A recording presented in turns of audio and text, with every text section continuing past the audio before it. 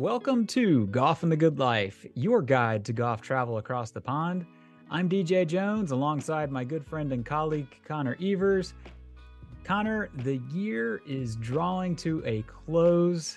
This will actually be our last episode of the year. We're going to take a little brief hiatus through the holidays, but this also means that you and I have been putting these episodes out for a year, which is kind of hard to believe.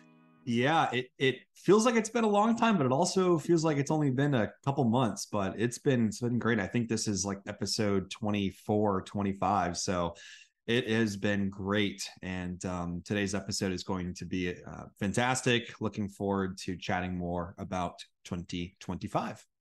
Yeah, as I just said, it is definitely hard to believe. I mean, here we are talking about 2025, but that is the topic for today: golf trips across the pond in 2025. And no, we didn't miss a year or forget how to count. The thing is, as we've talked about so many times over the last year on the podcast, the window for booking the marquee courses across the pond has shifted earlier and earlier than ever.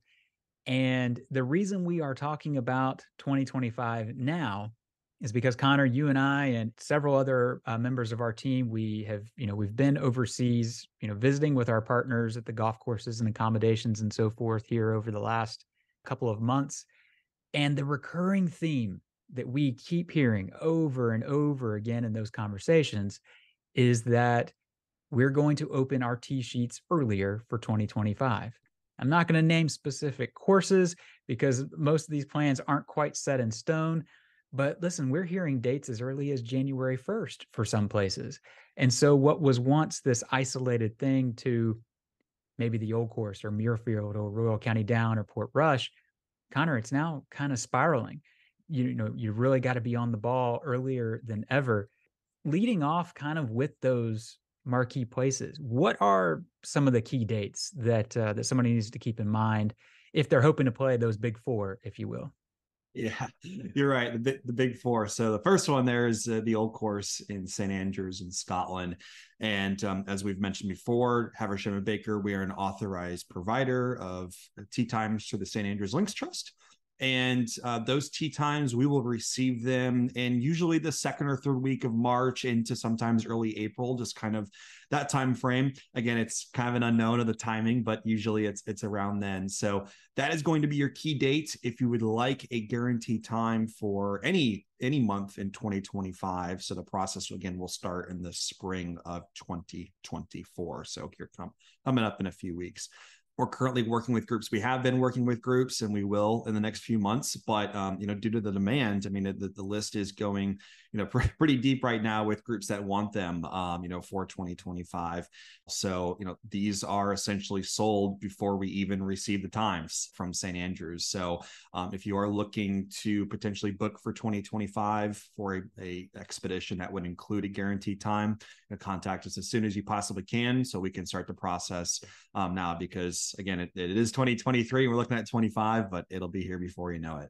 And the other part of the Old Course is the direct application. So that will open in September of 2024 for intended play in 2025. So we've actually had some groups that were either planning on balloting and hit through the direct application, and they've got a tee time for St. Andrews, and don't have to worry about the ballot for next year for 24. Or some groups, decided, hey, I'm going to wait it out and wait for the ballot. Or, I'm sorry, wait for the application, for 24, and we're successful too. So that is another process, but again, that will start and open up in September of 24 for intended play in 2025. So that's kind of the Old Course. The other course would be Muirfield. And Muirfield's kind of changed a little bit for booking for 2025. The process has stayed the same as it's an application process. The application will open up in 2024 for play in 2025 around the February timeframe. Again, in the past, it's been in March. So to DJ's point in the beginning, they are opening up a little bit earlier just to give them a little bit more time before play starts at Muirfield for their season. So a lot of the groups want to pair up a trip with going to St. Andrews with an old course guarantee time, as well as Muirfield, just because the both areas are very close to each other, which it makes sense. But from the booking process, it becomes a little bit more strenuous, if you will. So, but we're more than happy to walk through our groups, with wanting to do both areas as well. But again, that'll open up a month earlier than maybe you intended. And again, it is an application process. Have to have your 4 names or 8 names or 12 names, which have you, handicaps, home clubs, etc. A lot of that information, prior to even applying for a time. So if you, again, are looking at Muirfield for 2025, get your groups together, make sure your handicaps are all situated. And so it's a seamless process for putting that application in for 2025.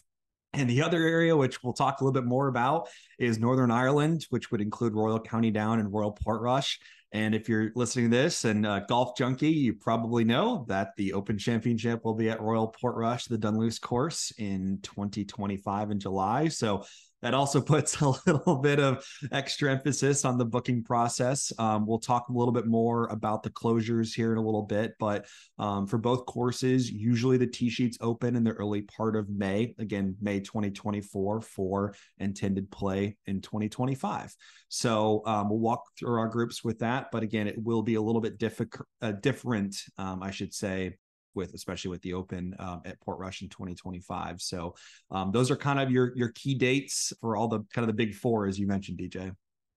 Well, and it all speaks to kind of what we've been saying throughout this whole year and what will kind of get repeated, unfortunately, throughout this entire episode. And that is that the demand for overseas golf travel is still showing really no signs of slowing up. And as a perfect illustration of this, I mean, you mentioned the old course ballot.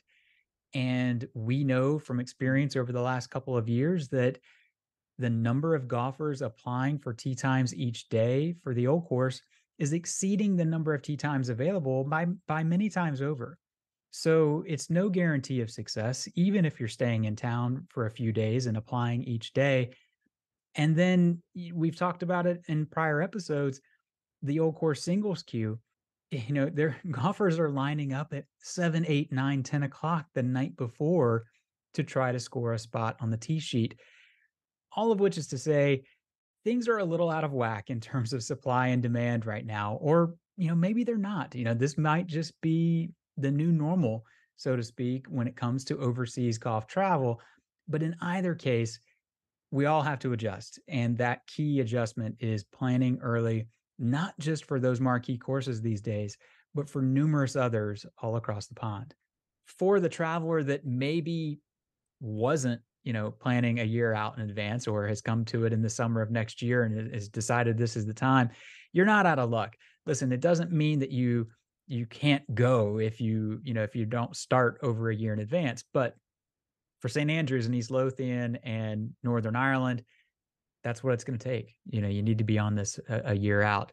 But there are some alternatives. The Highlands of Scotland is a fantastic destination. Cabot Highlands is rolling out their second course designed by Tom Doak in 2025. So a big thing that will hit the board and is certain to draw, a lot of travelers up to the north. England's Golf Coast, we had a whole episode about it related to the Open Championship. It's a pretty unique opportunity to play, 3 open venues in between 2 of them hosting the tournament. You've got Royal Liverpool that had it this year and Royal Birkdale, which will have it in 2026. And then, of course, you've got Northwest Ireland and Aberdeen and the Channel Coast and London. There are so many regions where that person who maybe came to the game a year out or 9 months out or whatever will probably still have some opportunity. It's going to take some real flexibility to probably make it happen, especially given that there's other things to work around. Connor, you mentioned it. There, the closures that are going to happen along the way. What can someone expect in 2025 if they're looking at the calendar as far as how those will impact their trip? Yeah, that's a good point. And Portrush is going to be the one that we'll have to work with a lot. So again, as I mentioned, Royal Portrush, the Dunluce course specifically, will host the 2025 Open Championship. And for closure wise, the course will be closed from Monday, the 23rd of June to Friday, the 25th of July of 2025. So again, if you will, about a month, so a little bit of time before the tournament. That'll give the course some time to, heal, if you will, from visitor and member play and be ready for the Open. So, and some people may think, wow, that's a lot of time. And to be honest with you, yes, it is. But when the Open Championship was there in 2019, it was much longer of a closure. So this is a benefit to a lot of visitors that are looking to book. The nice thing about this too is last year, for planning for 2024, Portrush was not open in April nor October. So that in 2025, they'll actually open their books for play in April and October. So if you will, it's the same amount of elapsed time, which is great. So if you're looking to go in more the spring or the fall times, that's a huge benefit too. So it elapsed time is essentially the same, which is good.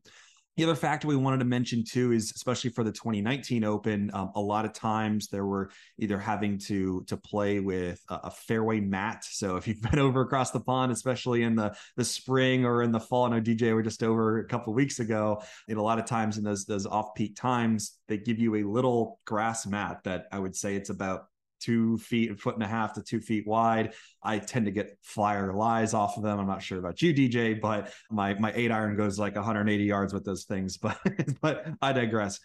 A lot of times, especially with the Open Championships, a lot of the courses, if you want to hit off the fairway, you actually just pick up your ball and put it on the mat and hit off of it.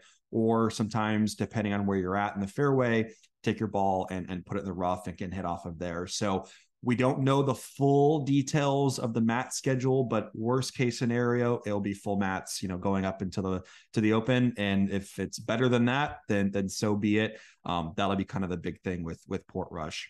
The other kind of closure there is the Scottish Open. So the Renaissance Club has extended its contract until 2026. So Renaissance is a fully member private club, so no issues there. It's gone between there and Cabot Highlands a couple times and some other locations, so no really worries with the Scottish. The Old Course also, which is great. There are really no big closures on the Old Course in 2025, which is amazing.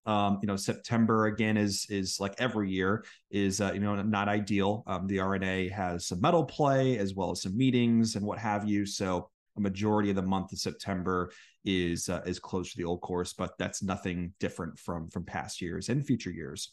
The other big closure would be at Royal Dornoch. They have the Shield, which is a tournament played up at Royal Dornoch. The dates for that in 2025 will be the 15th of August through the 17th of August of 2025. So just check out for that. Just something to work around. But other than that, nothing too significant at Royal Dornoch. And then to Ireland, we have Lahinch. In August, there's always the member events, so that the course is always closed for a good 2.5 to 3 weeks in August, depending on how the calendar will look. I don't have the dates yet for the exact closure, but it is historically every single August. The Senior British Open, it will be to be determined. It is at Carnoustie in 2024 next year, but has not been noted of where it will be held in 2025. It's usually announced about a year out, so that will be noted in the future. And kind of the last one that I have for everyone is Portmarnock. So this was kind of new for 2024. They did have a closure for a member event similar to Lahinch, I would call it, but it's mid-June to mid-July of 2024. Again, do not have confirmation if this will happen for 2025 as well, but we'll keep everyone updated and noted if it does. But sorry that it was a lot of information, but that was kind of all closures and big events from across the pond in GB&I. What I'm hearing through all that is that you really need an expert that is on top of all this stuff for you, because here I am doing this every single day. I didn't know that Royal Portrush was opening in April for play for visitors. Granted, I'm not involved on the planning side of things like you are, but that's why I asked the question. It's a lot to keep up with, and if you're out there planning your own trip, there's a lot of dates and so forth to manage on the calendar, much less all of the other arrangements that you've got to work on. But Connor, I'm curious, we've talked so much over the last year about, and in this episode about demand and people, really just kind of going full tilt when it comes to travel ever since travel has reopened, really, since from COVID, because you're the one talking with our members every day. What do you hear in terms of 2025 and maybe even beyond? What's driving this today, would you say? Is it still revenge travel, as they're calling it, or are there some other motivations at work? I'm just curious what you hear each day. No, I think it's a good question. I think a lot of it still is the revenge travel, as you said. I mean, we're still getting calls from people that, I mean, that were trying to book in 2018 or 2019, and it didn't happen. So that's not so much a part of it. But I mean, we'll still have people that that were going to go in 2020 or kind of planned around it, and they weren't able to go. And I think a lot of people are seeing, hey, I'm not going to live forever. I want to go over and see and experience, the Great Lakes and Great Britain and Ireland, and they're just going to go. And I think a lot of people are just putting more of the emphasis on going and experience it, rather than a lot of things. And I think it's still there. I haven't seen a change in it yet. I mean, we're even talking to groups and to some of our hopeful future members for expeditions in 2026. So I think it's still there, DJ. I don't see it kind of ending, yet, but I think it's still there from kind of the conversations that I've had recently.